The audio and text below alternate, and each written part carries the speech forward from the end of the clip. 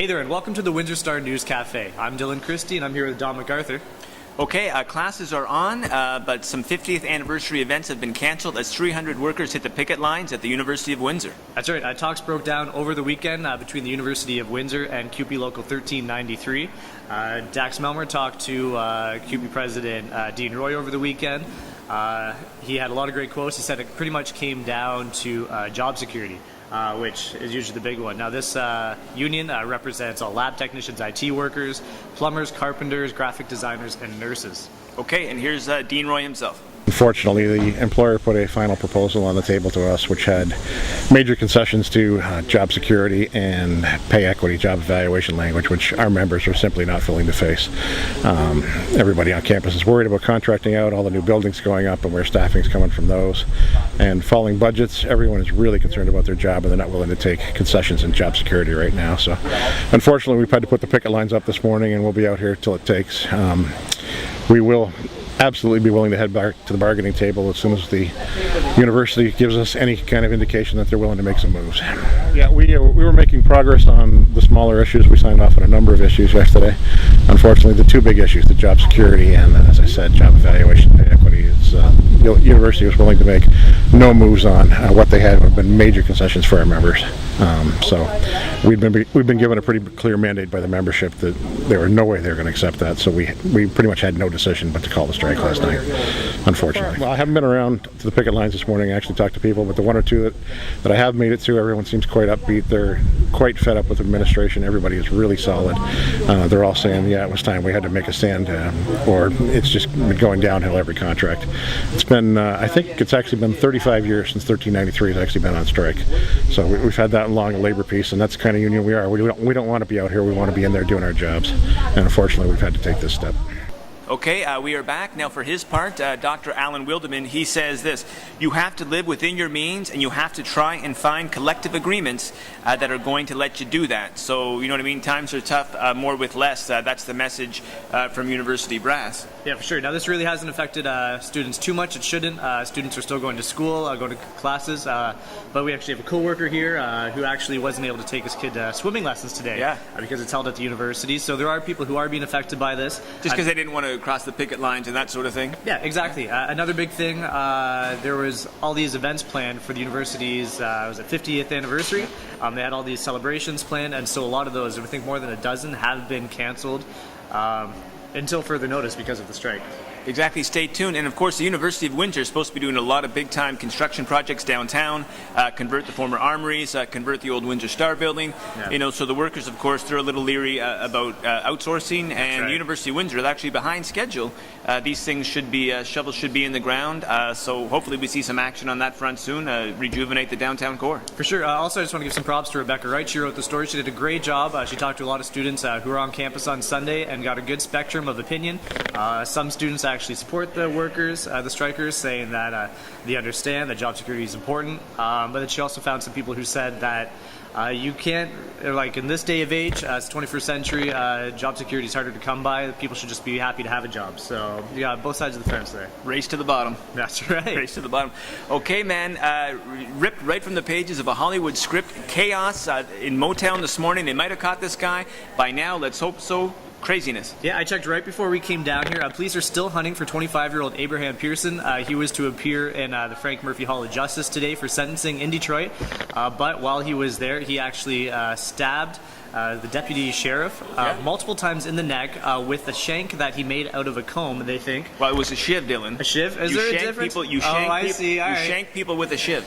All right. Well, okay. All right. Or you can shiv with a shank, but serious stuff. No, it's serious stuff. So he stabbed the man multiple times in the neck, and then he undressed him, put on his uniform, and snuck out the prisoner elevator, and then he hijacked a van. Yeah. So yeah, it's real time. While he was fleeing, I think it was like 5 minutes later, he actually got into a bit of a two-car crash, and then from there he fled on foot. So there's kind of combing the area. There's helicopters out there. You have pretty much the National Guard, FBI, Detroit Police, the Border Security. Everyone's out there looking for this guy. Exactly. Now, Benny Napoleon, a police chief, he says that deputies, he was taken to hospital. He's going to be okay. And this guy was heroic here. Because they're not armed. He didn't have a gun when he was attacked by this guy. But he had the presence of mind, like to sort of like, they say once he came to, hand up to the wound. wound, yeah, and he went in and he actually ran into a court and he phoned this in that, hey, and the courthouse went on lockdown and the manhunt began. Yeah, so this, he put in the call around 8:05, and at this time, pretty close to 2. Last I heard that they were still looking for the guy, so stay tuned.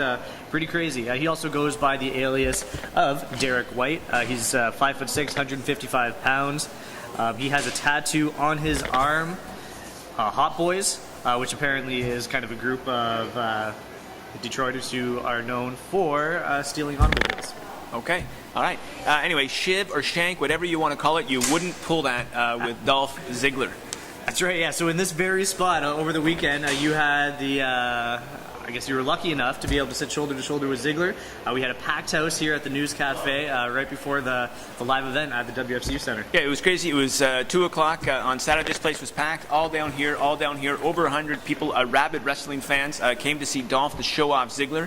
And I'll tell you, 2 of them came, they were here the night before, Dylan. At 9 o'clock, 9:30, the night before, they waited outside for a chance to see Dolph. And I'll tell you, they need a mention. Edward O'Brien and Chris Sholomiski, they lined up the night before to see Dolph Ziggler. No, that's dedication. Wrestling fans are a special breed, and they were great. They came armed with incredible questions. And a belt. One guy had a belt. He had his own belt. So there you go. They're diehard. And you were saying that the questions too, they're not like fluff ones. Like how do you? I asked the fluff questions. Yeah, you know, right. Like I put on. What's it like being in Windsor? What's your favorite hockey team? Yeah, but no, they were asking these really like specific questions, and that's great. And he was really responsive. Yeah, they were throwing hardballs at Dolph, like really sort of technical, minutia, asking about his ex-girlfriend AJ. And I'll tell you, this guy was a class act all the way. He's from Ohio. Okay, Nice. He's from Ohio. He's a lifelong Red Wings fan. Stands 6 foot tall, 213 pounds. His finishing move is the zigzag, this kind of thing where he grabs you and slams your head on the mat. But he could have gone to law school. He wants to be a stand-up comic. And he was so good with these kids, and it was so nice to see. Some of them, of course, they're too nervous to even talk to him, to ask him a question. And this one kid, it was his 16th birthday. He was so nervous. His mom had to stand up and say, "Hey, Dolph, you know, it's his 16th birthday." He ran over, talked to the kid, and he told him, "Hey, don't be shy." You know, and it was kind of a nice moment. He stared him down and like, don't be shy. Yeah, exactly. All right, okay. You know, gave him the zigzag. You know? No, that's good. So, props to him for coming out, and it sounds like it was a great event. So, hopefully, we'll have more of those to come. This is really the first kind of Q&A that we've hosted here in the News Cafe. So, yeah, we should be a lot. Yeah, more. we streamed it live. Yeah, we streamed it live. You know, there's some technical glitches. The lights went out at one point. Moments before, and our heart was racing, but we pulled it off. Bev Becker, director of marketing. You know, professional from pillar to post. This thing went off roughly without a hitch. No, Really you well did done. a great job, so nothing but positive comments. Hearts are racing over the weekend, too. We had a number of football games, season openers for all the football teams, and there was some excitement. Well, exactly. I'm winning the Star Football Pool right now. Not by much, but I am. And I got to say, I picked the Lions, and you have to, right? Okay, the place went nuts. Reggie Bush, he ran for 90 yards on 21 carries and had 4 catches for 101 yards as the Lions dusted the Vikings 34-24 before 62,000 plus at Ford Field. Yeah, no, it was a stellar performance. It was a crazy game. I know quite a few people who went over for the game, and they just said the atmosphere was incredible. It was a great way to bring it home. Kind of a weird game. There was some weird calls and some touchdowns that were actually taken back, but no, it was pretty exciting. Yeah, great game, and we have video highlights on the Windsor Star website. The Duffer, he wrote about it, as well as Parker, and it's part of a new thing we have where we're featuring videos, highlights from NFL games on our website, on NFL Stories. We did a gamer yesterday on every single game, and they got video highlights, including the Lions post-game pressers. Check it out. Raw and real here in the cafe. That's right. We got some. It sounds like they're doing popcorn in the background there. We're crushing ice. So yeah, stay tuned for that. More excitement. City Hall. We've been talking about this for a while. Tonight we should find out what actually happens to Percy Hatfield's seat in Ward 7. What are they going to do? Before they decided to appoint someone kind of at random, they're going to do an audition process. They have the option today now to kind of reverse that decision and go for a by-election. Yeah, Dylan, I like to think that we played a small part in this. I would say we probably had an integral part in this. Exactly. We were kind of on them from the very start, trying to light a fire. On the ground floor, we were shaming these guys. That's right, and so who knows? But we weren't alone. There's, of course, members from the community, too. There will actually be a protest or a rally before City Hall. It was a Rally for Democracy. Rally for Democracy, Paul Sinnott and Reno Bertolin. Yeah. You know, they're gonna. So of course, Paul, you know, he's backing Angelo, and Reno, he ran for council in Ward 3 last time round. Very active in social media. They're going to be hosting this protest, and unless things completely go off the rails, and it's city council, so they could. You never know. There's going to be a by-election. Yeah, you should hope so. We did a story, I think it was last week, kind of canvassing city councillors to see if they've changed their mind at all. Of the councillors who voted against a by-election before, Ron Jones said that he would table a motion to go for a by-election, as well as Hillary Payne. So that's two of them. Still a few wild cards. Drew Dilkins, he's always been outspoken on it, calling for some kind of wild ideas. To He's zigging, he's zagging, he's like Reggie Bush. We never know where Dilkins has been on this issue. Very, Yeah, so he's a wild card. Joanne Gignac, Fulvio Valentinas, and Ed Sleeman. So we'll see. Exactly, man. We're going to see. Hopefully, it stays on the rails. There's going to be a by-election, and then, of course, I'm curious. We know Angelo is going to run for Melk, right? He finished second last time. Who else is going to run? Because once you get in, as our current batch of city councillors have proven, very easy to become a lifer. Oh yeah, the incumbents, they usually hold a strong seat there. Follow Doug Schmidt. He'll be covering the thing live. Yeah. He's great at tweeting, Schmidt City. So check that out. Okay, this has been WinStar Cafe. Thanks for tuning in.